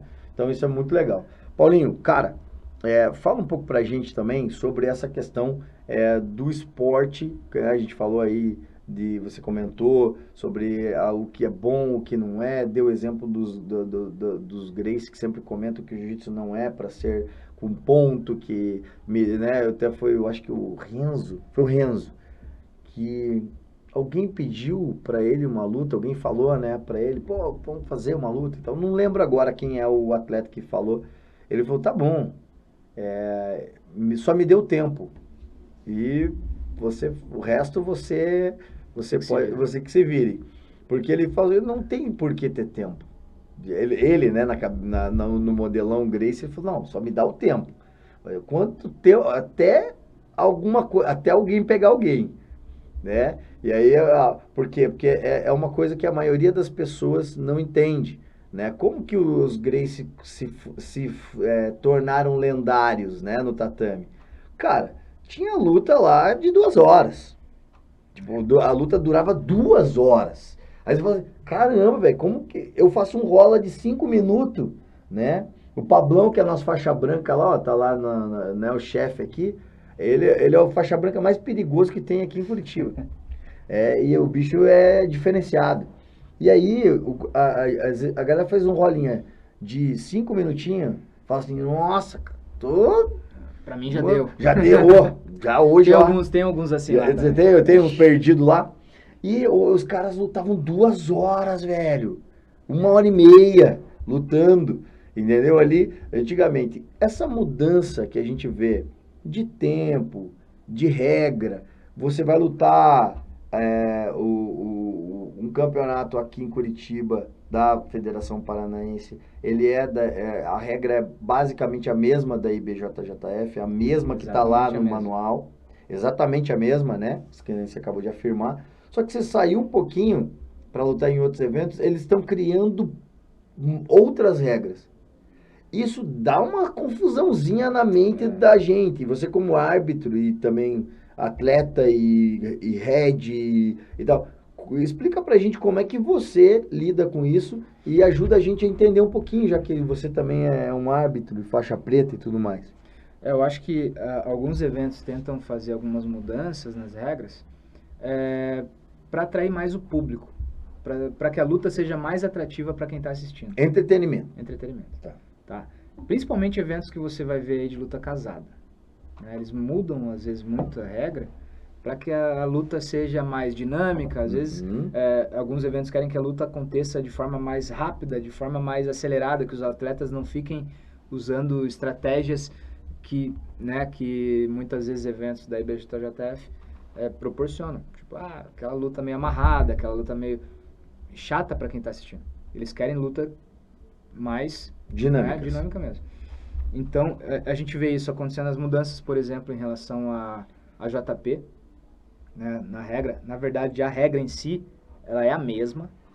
Né? Qualquer mudança que tenha acontecido de regra na IBJJF, a JP também adota, mas tem algumas questões ali que eles mantêm diferente. Né?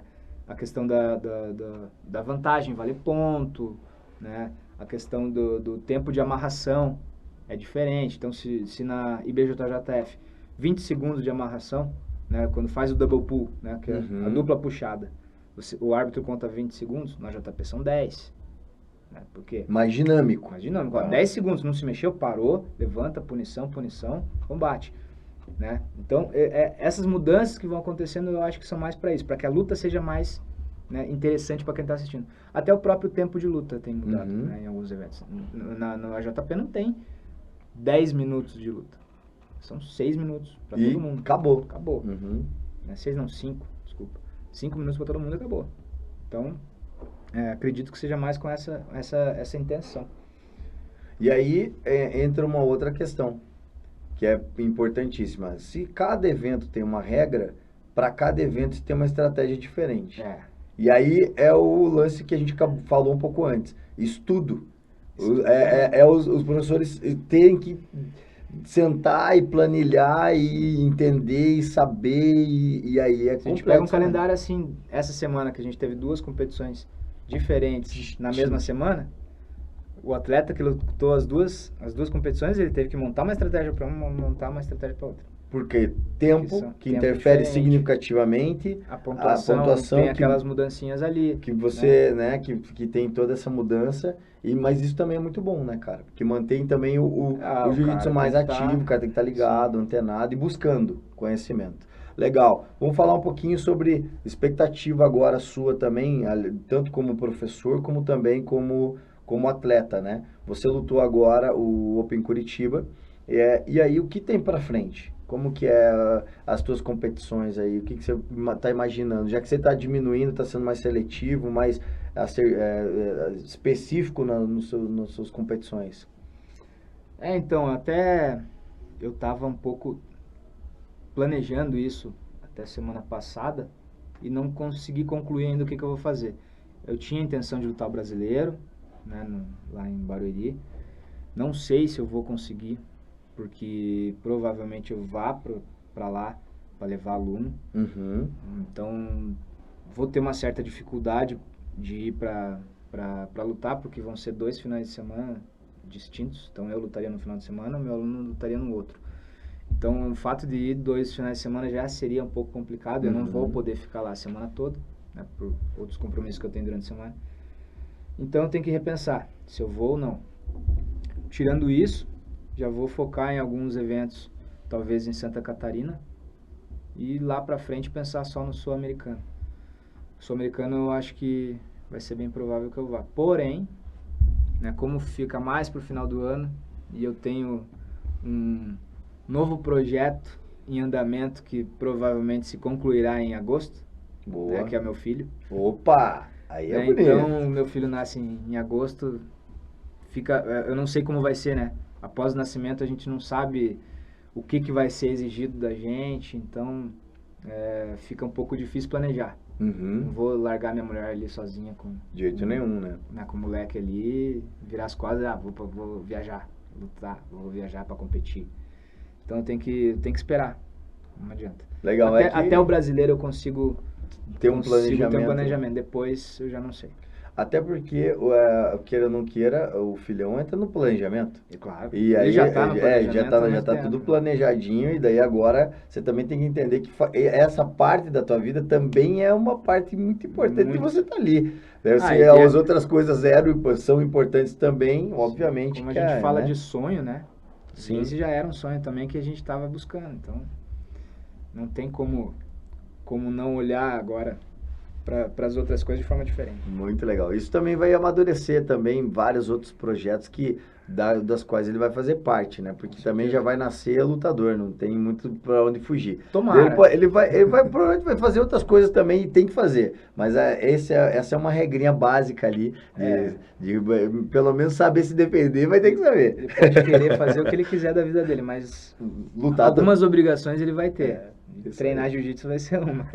Isso é muito brincadeira, não que seja uma obrigação, mas assim, a gente faz de tudo para que... Eu vou fazer de tudo para que ele goste. Sim, para que ele tenha essa influência, né? E é muito bacana. Eu, por exemplo, adoraria montar uma academia só para minha família. Eu queria ter uma academia de jiu-jitsu. Eu terei, na verdade, né? Minha academia de jiu-jitsu.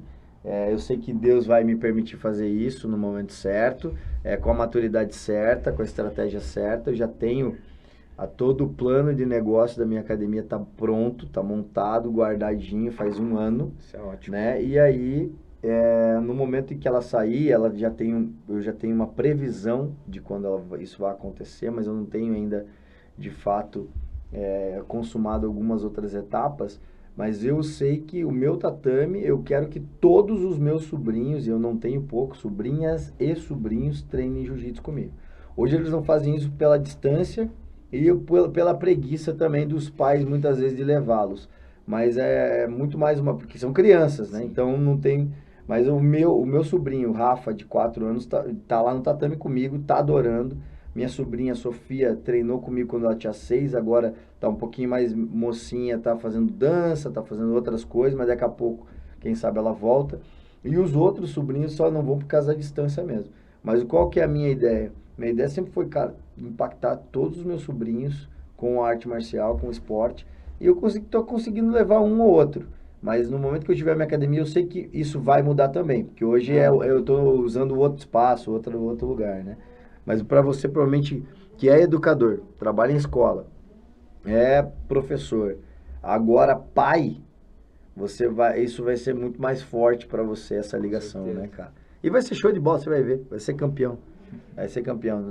Não importa, já tá na genética Vai da ser família. campeão no que ele for No fazer. que ele fizer, no futebol, em qualquer coisa que ele quiser fazer.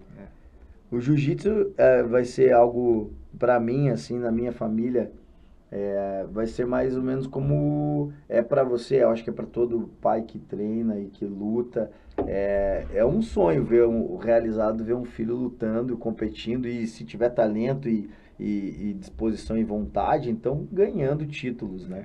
Então, pô, isso é uma coisa incrível. Se a gente se satisfaz e fica felizão quando um aluno nosso ganha, você imagina um Que filho. você acaba tendo, então, Né? você acaba levando um aluno como se fosse um filho, Sim, né? sim, sim. A Com gente acaba certeza. criando esse vínculo também. Mas o filho de sangue, acho que a Nossa. coisa é diferente. Eu tava Deve ser. vendo o meu aluno lutou contra o Vicente, contra o filho do Seba e o Franklin. E ele é muito bom, muito talentoso, meu aluno, e eu já conversei com os pais, né? Ele já tem um patrocínio para competir, eu já trato ele tem 14 anos, eu já trato ele já entende, ele já se posicionou o que ele quer. Ele quer ser atleta e acabou. Então, ele tem ele é super talentoso, ele é rigoroso com ele mesmo, treina pra caramba, sai na mão. Não tem um dia, eu nunca vi ele reclamar, nunca vi ele falar assim, pô, hoje tô cansado, hoje eu não quero. Chega à disposição. O tempo inteiro e tal, é um moleque de 14 anos. E super responsável, estudioso, foi homenageado pela escola dele, pela diretoria da escola, porque, sabe, aquele piá que exemplo, assim. E eu comentei, né, ele lutou contra o filho do Sebastião no último Paranaense, contra o Vicente, talentosíssimo Vicente também, cara. Treinei com ele esses dias aí, fiz um específico com ele na academia. Falei, meu Deus do céu, cara, fazia tempo que eu não fazia nada com ele, assim, porque... né? A gente foi acompanhando a vida dele, então. Sim. Falei, caramba, esse moleque já tá começando a ficar mais fortinho, tá começando a ficar ligeiro. Ele mudou, quase né? passou minha guarda. Falei, ô louco, tio, vai passar minha guarda? Não, né? Calma. Espera, você vai chegar lá agora, não? Vai ter um dia aí, né? Vai ser muito legal. Espera mais um aninho, pelo menos. Deixa o tiozinho aqui fazer guarda. Evolui. Mas foi muito legal que a luta do Franklin contra o Vicente, cara, foi... Pegada. Nossa! Foi uma luta, e o Seba ali cantando a luta, eu cantando a luta ali pro Franklin e pô, e cara, a galera parou pra assistir tecnicamente os dois competindo num nível bem significativo, assim. E aí terminou, o Seba veio em mim e falou, caraca, moleque, é muito bom, pô, leva ele lá, não sei o quê. E aí o Franklin sentiu esse carinho também, essa acolhida, e foi muito bacana, porque o que acontece? O Vicente tem muito mais cancha de jiu-jitsu que o Franklin. Desde que nasceu, né? Não tem nem o que falar. Isso a nível nacional e internacional. Viaja pelo mundo inteiro, faz tudo quanto é coisa, tá sempre com o Seba, tá sempre competindo, tá sempre lutando. E o Franklin não, é um menino que foi construído lá no projeto social e desde os 11 anos comigo, desde os 9 anos comigo. Então hoje ele tá num nível muito alto. Isso é muito legal, ver isso, né? Como é para você, como professor, quando você entende que um aluno ele é diferente, quando você percebe que aquele aluno tem um diferencial e que você gostaria de investir mais nele e tal, e às vezes não consegue porque falta recurso financeiro, ou falta o apoio da família, ou falta, às vezes a família nem entende o talento que o menino tem. Você já passou por essa situação e que dica você daria pra gente que às vezes tem uma pedrinha ali, tá lapidando, é diferente, na tua experiência da vida aí? Comigo nunca chegou a acontecer assim de a família não entender que o menino serve para aquilo. A maioria das vezes, já aconteceu o contrário, na verdade. Já aconteceu da família querer mais do que o próprio filho, sabe? Ah, porque ele tem que vir, ele tem que treinar, ele tem que competir. Daí chegava lá, o moleque não queria, não ia, sabe? Mas já tem outros que, tipo, foram deixando acontecer, viram que tava legal, e falaram, opa, vou precisar conversar para ver o que ele quer. Uhum. Tem até um menino lá, um faixa azul agora, né, juvenil, que eu ainda acho que ele vai chegar muito longe e a família tá apoiando demais. E só que por um tempo, ele começou assim também num projetinho que eu fiz lá, de bolsa. Então eu fiz uma seleção assim para oferecer uma bolsa, né, para treinar jiu-jitsu de graça. E ele ganhou essa bolsa, lá com 13 anos, 12, 13 anos. E a gente viu que o menino era bom mesmo, né? Começou a lutar até de faixa branca ainda, ele não perdeu nenhum campeonato na vida dele. Tudo que ele ganhou, ele lutou. Só que ele não chegou a lutar coisa grande, ficou um tempo ali meio, não conseguia treinar e tal. Aí foi precisou dar um puxão de orelha na família ali. Falou, ei, teu filho tá querendo treinar, querendo lutar, e você, né? Então a gente vai ter que ir lá, às vezes, conversar com a família. Mas nesse caso, o pai mesmo falou, cara, eu vi que eu tava muito relapso, agora tô voltando a focar nele. Então vou gastar toda a minha energia e dinheiro, que eu não tenho, mas tudo que eu puder, toda forma de agariar recursos ali para fazer ele ir para frente, eu vou fazer agora. E agora eu vou ver esse menino ter resultado. Boa. Então acho que isso é uma coisa muito importante. A família, a primeira coisa que ela tem que fazer é entender o que a criança quer. O que ele quer. Ele quer treinar. Ele leva jeito? Talvez não. Mas é uma coisa até que eu ouvi do Bruno Pucci. Tá? O Bruno Pucci falando. Sinistrão, Brunão. Abraço, Sinistro. Bruno. Ele sempre falou isso. Ele falou, cara, eu nunca fui talentoso pro jiu-jitsu, mas eu me esforcei. Então, o esforço, né, e a vontade de ganhar sempre vai superar o talento. Porque não adianta a pessoa ter talento e não investir naquele talento. Sim. Não, sabe? Não trabalhar, Não trabalhar ele. Então, se tiver alguém que não tem o mesmo talento, mas está buscando, está correndo atrás, está treinando todo dia, treinando 2, 3 horários diferentes no dia, buscando a parte física, fazendo de tudo, esse cara com certeza vai chegar mais longe. Então, acho que a família de criança tem que avaliar isso. Não pense, ele não leva jeito, não vai. Cara, se ele quer, investe. Sim. Eu sempre falo, às vezes os pais chegam e falam, mas eu trouxe ele aí, mas ontem eu fui chamar ele para pegar o kimono para vir e ele não quis. Eu falei, pai, mas aí é o seguinte, aí você tem que entender o seguinte, que existe a sua parte de pai. Daí é uma outra história. Porque, mas quando ele chega aqui, ele adora. Então traz ele. Fala, não, a gente vai, temos um compromisso, vamos lá e tal. E aí, até que ele vai criando a maturidade. Aí tem pai também que chega pra ele e fala assim, tá louco, o moleque não dorme de ansioso de vir pro treino aqui e tal. Então você tem as duas coisas, aí você também tem que ir controlando. Mas que legal ter essa visão tua também, que já tem muito mais experiência para poder ajudar a galera aí, os professores que estão também nessa pegada e nessa vivência. Fala um pouquinho então como é que a galera te encontra, fala um pouquinho como é que a galera chega até você lá em Campo Largo, faz um convite, deixa já aquela semana free para quem viu na BJJ Progress treinar com você no tatame. A gente sempre tem essa semana free. Então, fala aí. Pois é, então minha academia fica bem quase que na entrada de Campo Largo, na Avenida Padre Natal Pigato, número 645. É muito fácil de achar. Tá? Então, quando você entra em Campo Largo, passa a prefeitura, passou em Cepa, já do ladinho direito ali, já tem minha academia, tá? Boa. A gente tem horários de manhã, à tarde e à noite. Então de manhã tem 9h30 da manhã, à tarde às 16 horas e à noite às 19 horas. Tá? Então, quem quiser chegar, dá para entrar em contato com a gente. Bem fácil de achar o nosso contato. Tem no Instagram, tem no Google. Colocou no Google lá, é bem fácil de achar também. E o arroba? @Checkmate Campo Largo. Boa. Paulão, nós temos um quadro aqui agora, rapaz, que chama-se Perrengue Gil. Você já ouviu falar no Perrengue Chique?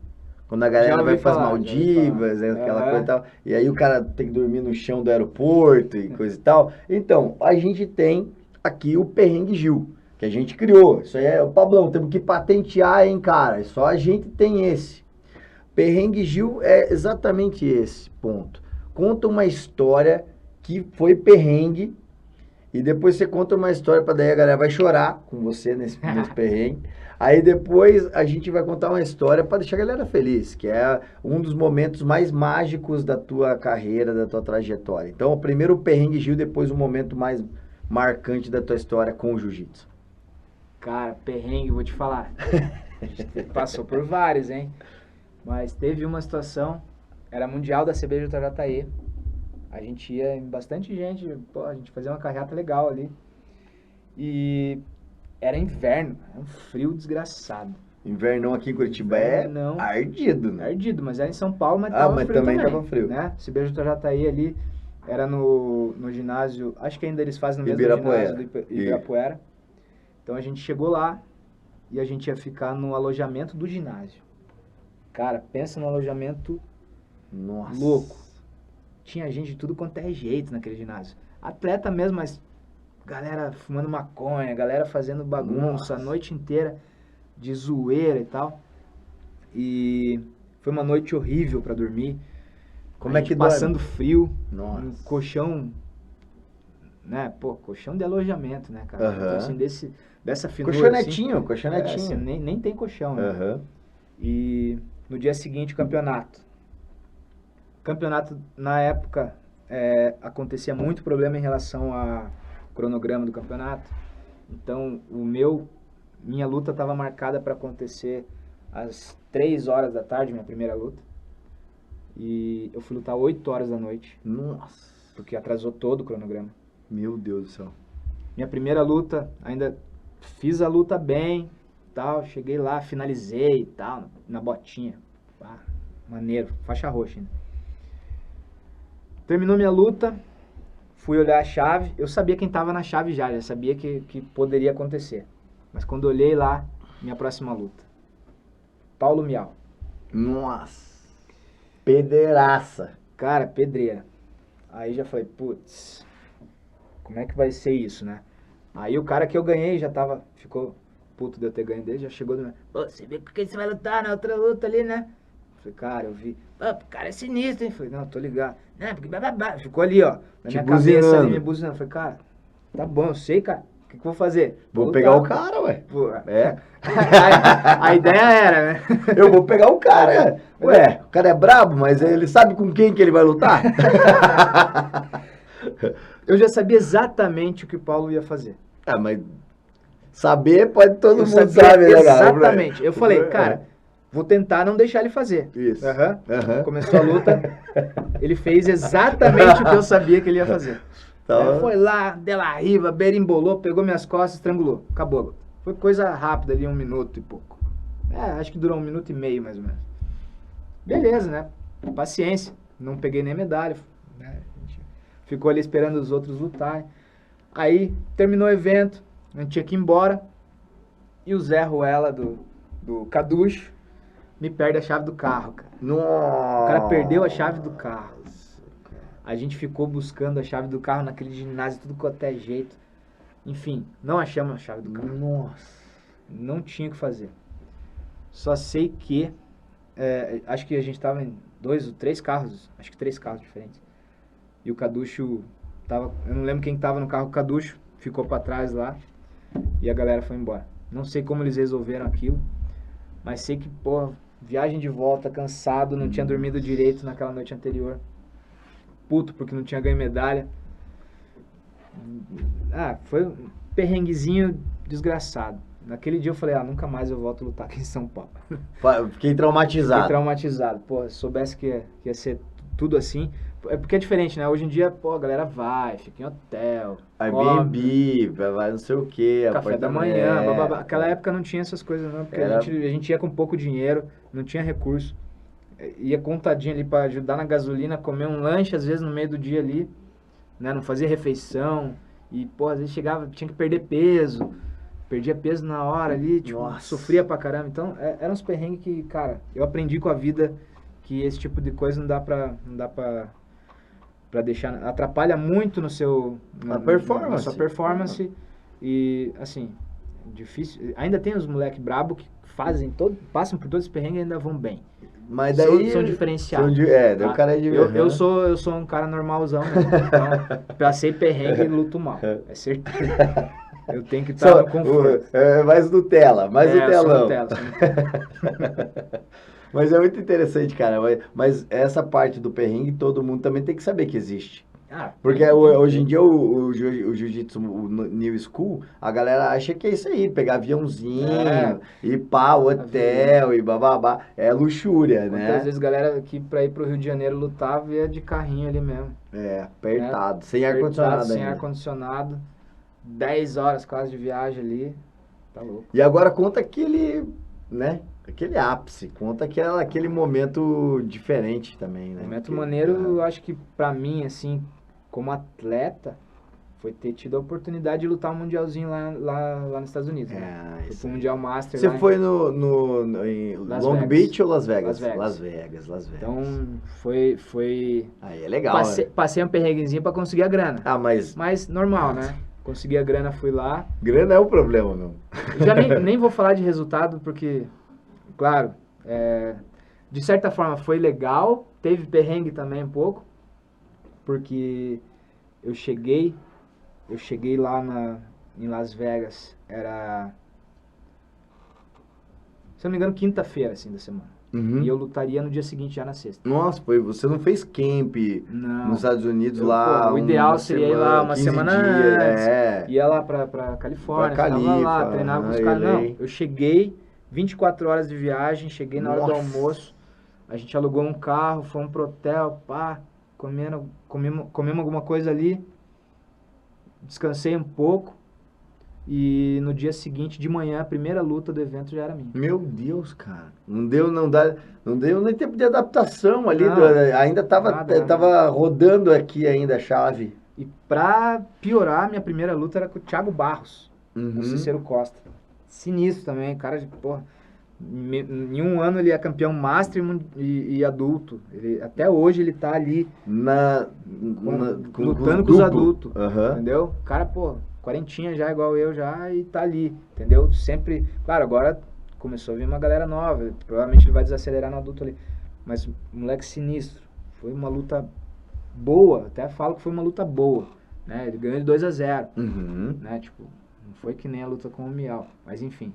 Mas quem luta com o Miau já sabe que aquilo ali pode acontecer, né? É uma probabilidade. A chance é bem grande. Mas o Thiago também é muito, muito brabo, muito brabo. E, pô, fiquei amarradão, independente do resultado, saí feliz pra caramba. Sabe que esse é um objetivo meu. De ir lá, cara. Esse é o que eu venho construindo ao longo do tempo, mas sim. Todo ano eu penso, pô, vou tentar fazer acontecer de novo. Não tem dado certo. Veio a pandemia no meio, atrapalhou tudo também. Agora, vamos ver daqui a um tempo aí se não rola. Eu quero fazer essa preparação, eu quero treinar, inclusive, já vou colocar isso para você também. Quero treinar com a galera que já passou por lá, porque é uma experiência diferente. É óbvio que a minha ideia é fazer um trabalho de fazer um camp uns 15 dias antes, ficar ali já entendendo, porque tem a questão do fuso horário, então você tá no seu corpo fisiologicamente ele tá ainda num processo de entender o que tá acontecendo, né? E 4 horinhas, vamos falar que se você tá lutando lá 8 horas da manhã, aqui é madruga, então. Até entender tudo isso tem um delay, né? E você nem descansou da viagem, eu fui cansado ainda da viagem, avião ali, escala, 24 horas, 24 horas. Imagina, velho. Não, eu saí de Curitiba, fui pra São Paulo, né, ainda ficamos, Sebastião e a Letícia ficamos lá no aeroporto de São Paulo o dia todo. Então a gente chegou de manhã, E a ficou o nossa dia escala inteiro. era para sair o voo à noite. Nossa. Então chegamos 10 horas da manhã, tava lá no aeroporto, ficamos lá. Daí mexia no celular, assistia alguma coisa, tomava um café, mas ficava só aquilo de ficar parado Nossa. Já o dia todo, cara, arrebenta, né? arrebenta. Aí vai lá, pega o avião, daí o avião faz escala no México. Aí no México, mais um perrenguinho, umas 3, 4 horas. Daí vai pra Las Vegas. Daí chega lá em Las Vegas no outro dia já era a hora do almoço. Então, você o corpo já tá pedindo arrego ali. Mas a experiência foi aqui. Ah, experiência incrível. Pisar na Meca, no Nossa. templo sagrado do Mundial. Ali não é a pirâmide, né? A A pirâmide pirâmide é brabo demais. Ali, Mas é que um a dia- pirâmide. Eu, assim, sendo bem honesto, eu não imagino que eu vá lutar lá. Não, lutar não, mas estar lá sim. eu vou, De alguma maneira. com certeza ainda vou levar algum atleta isso pra lá. é o que eu penso Esse também. é meu foco. Esse é o meu foco também. Eu tenho as minhas ambições pessoais e vou segui-las. Normal, eu sempre, graças a Deus, Deus me mima bastante. Eu sou um abençoado. É óbvio que eu trabalho 20 horas por dia, durmo 3 e tenho sorte em uma. É a minha regra. Né? Então a galera dá risada. Eu tenho um amigo que a gente sempre fala sobre sorte. Né? Eu não acredito em nada. Eu falo para todo mundo. Não acredito em superstição, não acredito em nada, não acredito em nada. Eu não tenho essa acreditação que todo mundo tem da fé popular. Não tenho. Não acredito em azar, não acredito em sorte, não acredito em nada. Eu acredito em duas coisas. Eu acredito em Deus. Ele faz todas as coisas que eu não sou capaz de fazer. E eu acredito no trabalho, que é exatamente o que Deus não vai fazer. Que é o que depende de você. Que depende de mim. E aí, por isso eu não me frustro, por isso eu não tô nem aí, não tenho expectativa sobre ninguém, não fico com aquele sentimento de putz, entendeu? Que é o que muita gente tem. Então, e jogo o jogo normal. Falo, ó, isso aqui é assim, aquilo dali é assado, e é isso aí, tá tudo bem. Então, porque essa questão da construção de um caminho até algum lugar, muitas vezes ela é solitária. Sim. Ela passa pela solidão. Ela passa por você. Você tá cheio de gente, mas o sonho tá dentro de você. E aí não tem o que fazer, entendeu? Porque às vezes a gente vai, como a gente falou, você comentou, abrir mão da família, abrir mão de dinheiro, abrir mão do emprego, abrir mão de você estar no conforto, abrir mão de estar lá almoçando com seus pais, com seu irmão, com sua família, com as pessoas que você ama, para poder estar vivendo um sonho aqui do outro lado. Isso seja como árbitro, seja como lutador, seja como professor, porque se você não está lá como árbitro, você está como professor. Se você não está como atleta, você está como árbitro. E você sempre está envolvido, porque faz parte do sonho. Paulinho, cara, muito legal ter você aqui. Você tem aí alguns segundos ou minutos, ou o tempo que você precisar, para também agradecer sua família, seus amigos, seus alunos, seus patrocinadores. Faça o discurso aí, final que você quiser. Você está em casa, se quiser olhar naquela câmera ali, fica à vontade, ela está bem focada em você. Manda bala.